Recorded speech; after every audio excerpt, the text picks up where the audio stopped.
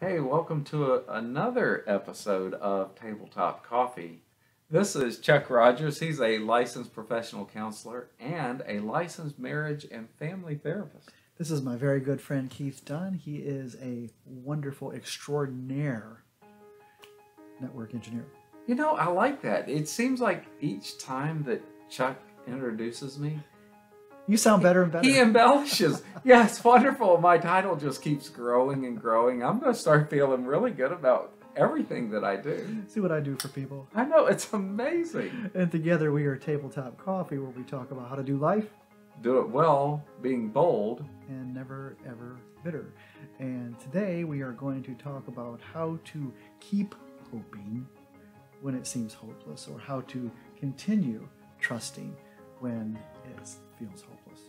Yeah, no matter where you are in life, you have dealt with something that you get to a point where you think, oh my goodness, I'm never going to get through this, or there is never an end. Yeah, stay tuned. We'll talk about it.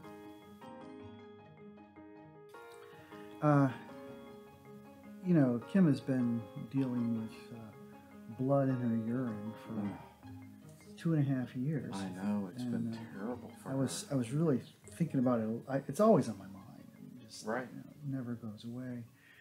And 2.5 years ago, she called me and she's like, I have blood in my urine. So she goes to a local practice here in town and saw a nurse practitioner Okay. in the office that day, and the nurse practitioner says, gosh, I'm concerned you have cancer.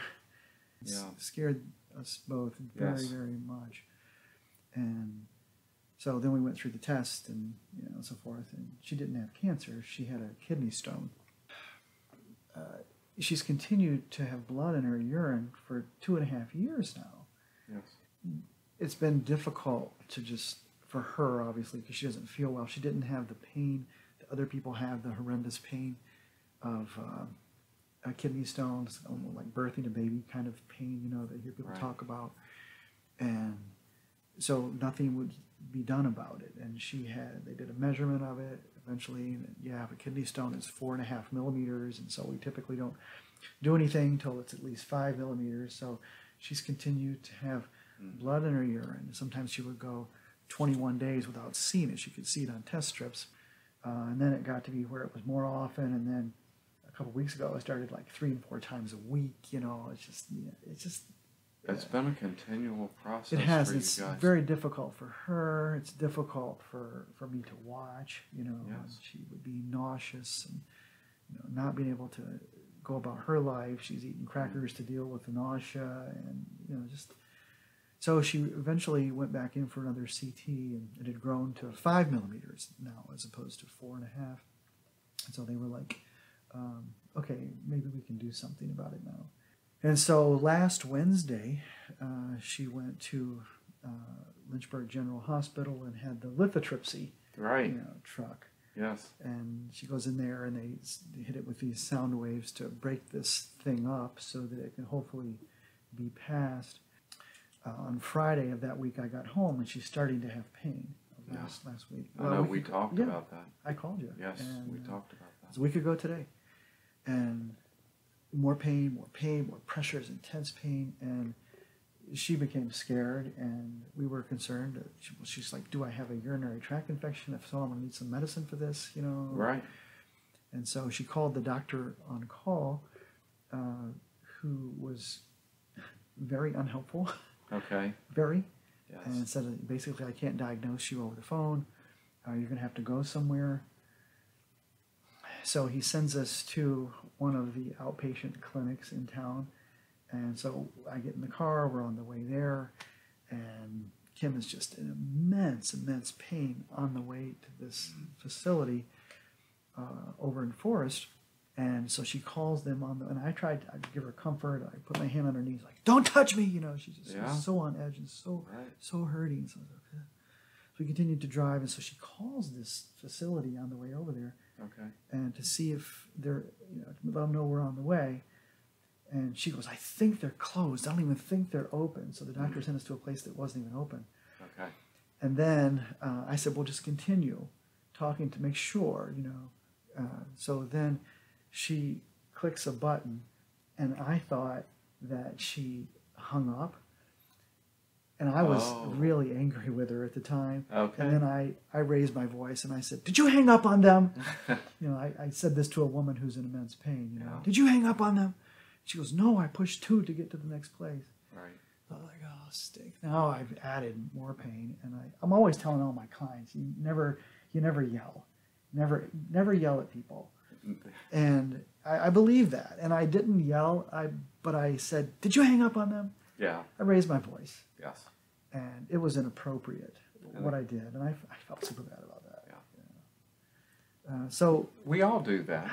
I know. I mean, in the moment, it's just one of those things that sparks, unfortunately, and we do. I know, but it's still not okay. You don't do that to people. But you know it immediately after you do it. You're like, I wanted to unring the bell. I know.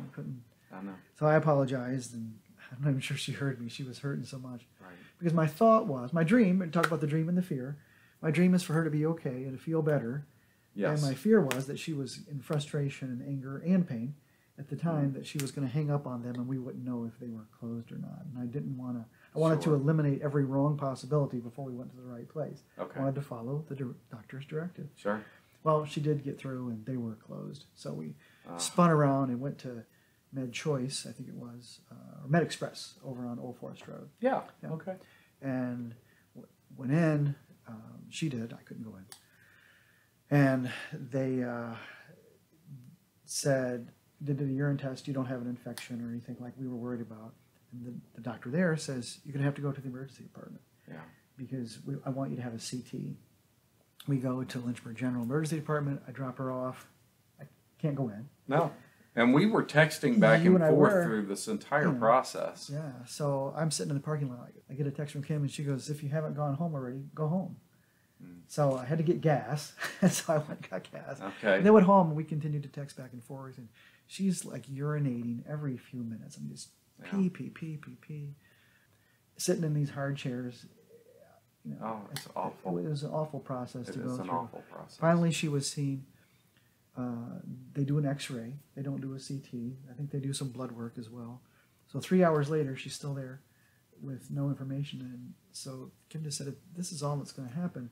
Yeah. Do I have to stay?" And they said, "No, you can go." She left and went home. And we still never got the results of the X-ray. It was nice to know that there wasn't an infection, so she could just take a lot more pain medicine. And it just didn't seem like we weren't being cared for. So that was Friday. She continued to just kind of, lay around and be in pain, and started taking extra medicine, which did help. That was Friday night, Saturday, Sunday, Monday. This just kind of continues. She's starting to pass stone fragments now from the kidney stone. Finally, Thursday, yesterday, she had a good day. I think maybe Wednesday was a good day too. I can't remember.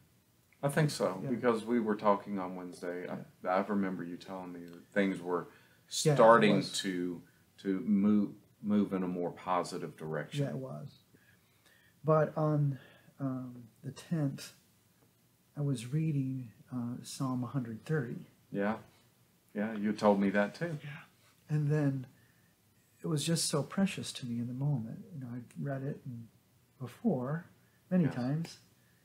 But in one portion, it says in there, "O Israel, keep hoping in the Lord. O Israel, keep trusting." And it really hit me anew and afresh in that moment. Okay. Not just hope. We know we're supposed to be people of hope. Yes. We know that we're supposed to be people of trust. But it was keep hoping and keep trusting. So even no matter what we're going through and how long we have to endure it. Yeah. That when I hear the word keep, it to me it means that it's something that is enduring. Yeah. Push on. Push it's on. enduring. Yeah. Enduring is a good word for that. I think the writer of the psalm was talking to a people who were going through really bad stuff. Yes. And they were hoping. Yeah, they were. They were going through bad stuff. Yes. And they were trusting. But no doubt we're probably being tempted to stop hoping. And we're being tempted to stop trusting. And he was telling them, keep hoping, keep trusting. That was a good word. It was a good timely word for me at the point. I really felt blessed by it in the moment, you know. Bill Johnson oftentimes says, and I probably won't get this exactly right, so I'll try my best to give Chuck's paraphrase of it. Okay. You know, faith brings answers, but enduring faith brings answers with character. And that's true. Yeah.